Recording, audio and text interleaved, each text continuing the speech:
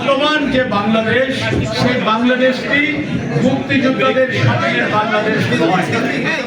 বর্তমান যে পার্লামেন্ট, এই পার্লামেন্টটি ৩০ লাখ শহীদ যে স্বপ্ন নিয়ে জীবন দিয়েছিল, সেই স্বপ্নের পার্লামেন্ট নয়।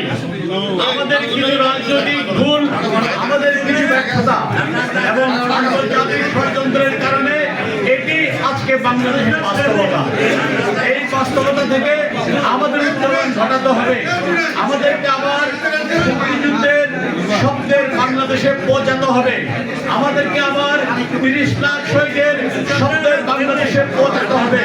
সেটা পৌঁছানোর জন্য আমাদের সামনে একটি পথ, সেই পথ হচ্ছে বঙ্গবন্ধুর আদর্শের পথ চলা। এটি শুধু মুখের কথা নয়, বক্তৃতা নয়। বঙ্গবন্ধু কি, আমি শুধু একটা দৃষ্টান্ত দিব, তারপরে বক্তব্য শেষ করবো। চট্টগ্রামে আওয়ামী লীগ অফিসের পিয়ন একদিন 15 আগস্টে তার স্মৃতিচারণ করছিলেন। তিনি বলছিলেন, 75-এর 15 আগস্টের আগে আমি ঢাকা গিয়েছিলাম, ঈদের কোরবানির ঈদের 2-3 দিন বাকি, আমাদের টাকা পয়সা শেষ, রাত 10টা বেজে গিয়েছে। আমার সাথে আওয়ামী লীগ নেতা বডি ছিল। আমরা চিন্তা করলাম টাকা পয়সা শেষ, কালকে চট্টগ্রামে কি করে যাব। আমি বললাম চলো বঙ্গবন্ধুর কাছে যাই। বডি বললেন এখন রাত 10টা, রিক্সায় করে ঢাকা থেকে, পুরান ঢাকা থেকে 25 নম্বরে যাইতে লাগবে আধা ঘন্টা। ততক্ষণ 50 মিনিটে পাবো কিনা জানি না। তারপরও তারা রওনা দিলেন। রাত 11:15টায় 32 নম্বরের সামনে যখন পৌঁছালেন, 32 নম্বরের সামনে প্রহরীরা বললেন, নেতা দোতলায় উঠে গিয়েছেন, আপনাদের সাথে কারো দেখা হবে না। নুরুল হক বললেন, আমাদের দেখা করার দরকার নেই, আপনি শুধু নেতাকে গিয়ে বলেন চট্টগ্রাম থেকে আপনার পাগল নুরুল হক আসছে। সেন্ট্রি বললেন, পাগলের কাম নেই, তোমরা যাও। তখন নুরুল হক বললেন, আমি চেঁচামেচি শুরু করলাম। কেন চেঁচামেচি শুরু করলাম?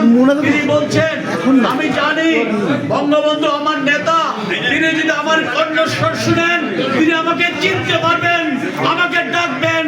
যে মাত্র নুরুল হক বললেন, আমি পাগলা নুরুল হক, বঙ্গবন্ধু আপনার সাথে দেখা করতে আসছি, পুলিশ আমাকে দেখা করতে দিচ্ছে না। এই 2-1 চেঁচামেচি করতেই বারান্দায় এসে বঙ্গবন্ধু বললেন, এই তোরা আমার পাগলকে আটকেছিস, ওকে আসতে দে।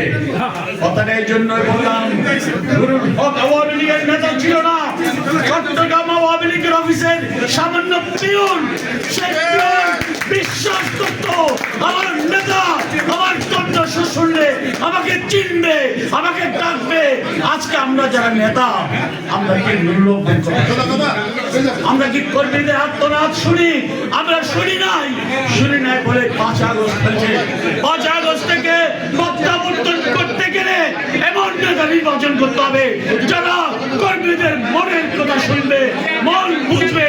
সেই নেতাই তৈরি হব আমরা, বঙ্গবন্ধুর সেই পথে আমরা চলবো। এই হোক আজকে বঙ্গবন্ধুর জন্মবার্ষিকীতে আমাদের শপথ। সবাইকে ধন্যবাদ।